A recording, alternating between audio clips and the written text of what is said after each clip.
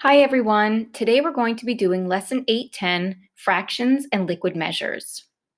So here is our objective. Students will convert liquid measurements and solve problems involving fractions.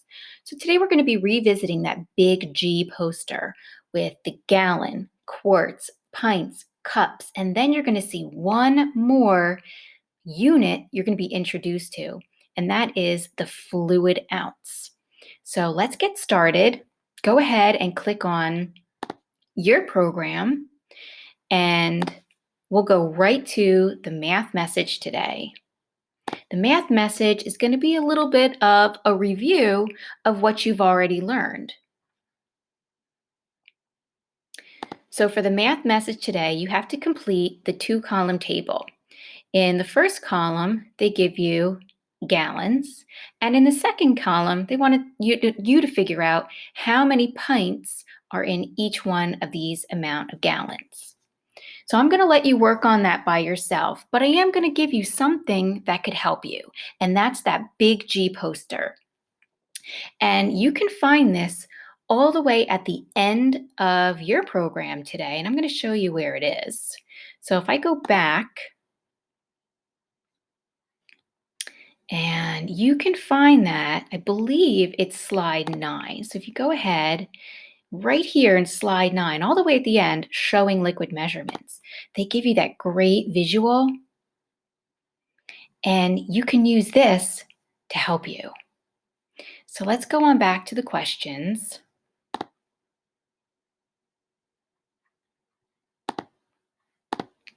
Let's go back to our math message. We have 1 gallon is how many pints? 1.5 gallons is how many pints? 3 gallons and 1/4 of another gallon, 5 whole gallons and 3/4 of another. And remember, you can always use this other page. So here's 1 whole gallon. The first question was, how many pints are in a gallon? And the pints are the P's. And then for the next question, 1.5 gallons. Well, 1.5 gallons means 1 whole gallon and then half of another. So I'm going to give you some time to figure that out, and then I'm going to show you the answers. So this would be a really good time right now to pause your program so you don't see the answers before you're ready to see them. Figure them out, and then I'll show you what the answers are. Go. Okay, so hopefully you gave yourself some time to figure it out. And for the first one, 1 gallon, and if you look through, 1, 2, 3, 4, 5, 6, 7, 8, you should have seen that there are, get my eraser up here, there are 8 pints in 1 gallon. For the second one, 1 gallon and half of another, 1 whole gallon I knew was 8. Half of another means I have 4 more P's, 4 more pints to add on to that, and that gave me 12. The next one is 3 1/4. 3 1/4 means 3 whole gallons and 1/4 of another. Well, I know there's 8 pints in 1 gallon. If I need 3 gallons, that would be 3 times 8, which I know 3 times 8 is 24, but then I need 1/4 more. So if I imagine this is cut up into fourths, just going to cut it in half and half again. Now I see here's 1/4 with 2 P's in it. So that was 24 plus 2 more, which was 26. And for the last one, we have 5 gallons and 3/4 of another. Well, I know in 1 gallon there's 8 pints. So in 5 gallons, that must be 5 times 8, which is 40, plus 3/4 of another. So if I go back and I look at 3/4, how many P's, how many pints are in 3/4? 1, 2, 3, 4, 5, 6. So that would be 40 plus 6, which equals 46. How did you do? Did you get them all right? If you need to go back and watch it again or try it again, please make sure you do that. we are going to move on. And again, that was just a warm up and a little bit of a refresher for how to use that Big G poster. So let's go on back. And now what we're going to do is take a look. We're going to explore that smaller unit that I said that we're going to be looking at today, which is the fluid ounces. So I'm going to go into my program and let's go into those fluid ounces.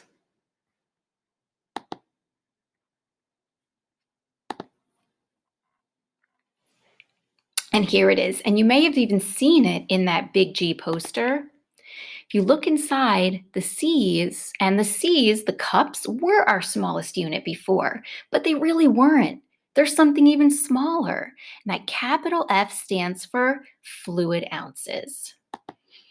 And inside each cup, there are 8 fluid ounces. So here's 8 fluid ounces in one cup, and here's 8 fluid ounces in another cup. So now let's practice again. What I want you to do, again, is pause your program, try to figure these out your own so you don't see the answers revealed before you're ready, but definitely try them on your own. We can even do the first one together. How many fluid ounces are in 2 cups? So I'm focusing on 2 cups here. I always like to underline whatever's important in the question. And here's my 2 cups. Here's 1 cup. Here's another cup. How many fluid ounces? Well, I'm going to count the F's. I know there's 8 fluid ounces in here. And I know there's 8 fluid ounces in here. And I know that 8 plus 8 equals 16. Did you say 16? All right, so what I want you to do, pause the program and do the rest of them. Then we'll go over the right answers.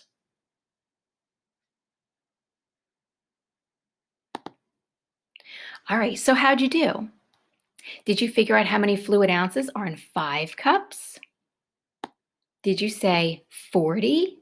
Well, if I know that there's 8 fluid ounces in 1 cup, I want 8 of those, which would be 8 times 5, which is 40. How many fluid ounces in half of a cup? Well, I only want to look at half of this. So I want to take one of my cups and just cut it in half and just focus on half of that over there. So that would be 4. How many fluid ounces in 1/4 of a cup? I want to take that.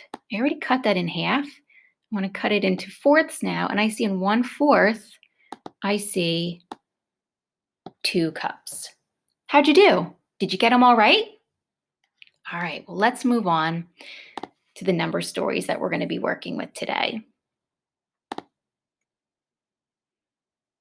You're going to do problems where you're given a text feature and it's a recipe for sparkling punch. I'm going to read it out loud to you, and then you're going to work on the number stories. Follow along with me, please. And if you're following along with me, you can find these on your slide 4. So you can go ahead and click on your slide 4. Mrs. Pye's 4th grade class is having a last day of school party that 28 people will attend in all. They plan to make their teacher's favorite punch. And I know that this is really important, that 28 people, or there needs to be enough punch for 28 people. So that's really important. Don't forget about that. Now let's take a look at the sparkling punch. I want to make sure I understand this text feature so that I can use it appropriately to answer the questions. All right, let's see these ingredients. 1 1/4 cups of orange juice, a 1/4 cup lemon juice, 6 fluid ounces unsweetened pineapple juice, 6 fluid ounces apple juice, 12 fluid ounces lemon lime soda. And here's some directions. Combine the juices, chill for 1 hour, add the lemon lime soda before serving. Serves 6. Wow, this actually sounds really good. I might try to make that. This is really important. You don't want to forget about that. So let's underline that. serves 6.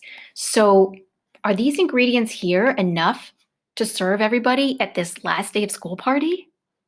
Well, there's going to be 28 people. So that means these ingredients aren't enough right here. I'm going to have to make sure I put in enough of all of these ingredients so that it doesn't just serve 6, but there's enough for at least 28 people, which means there could be more than enough. Better to have more than enough than not enough. So I want you to use that really important information and solve the problems on the following screens. Draw pictures if you have to. And for problems like this, pictures would be really good. Draw pictures or use equations to show what you did. So you're going to have questions that look like, let's see, let me find mine. I'm going to see if I can find you what the whole thing is going to look like, just in case you're using your journal. You're going to have questions that look like this. Here's question number 1, 2, and question number 3. So I want you to go ahead and solve those in your journal or solve those in your program.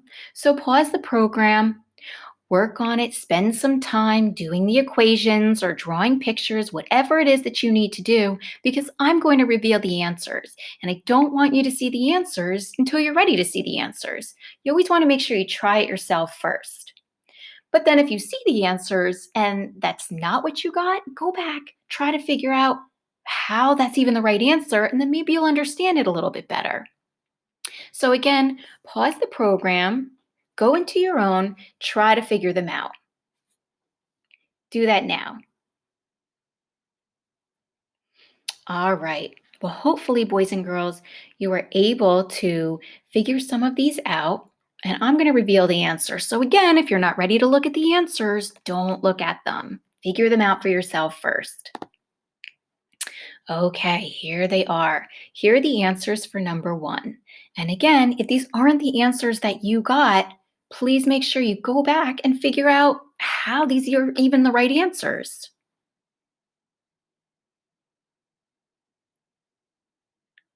Okay, so here are all the answers.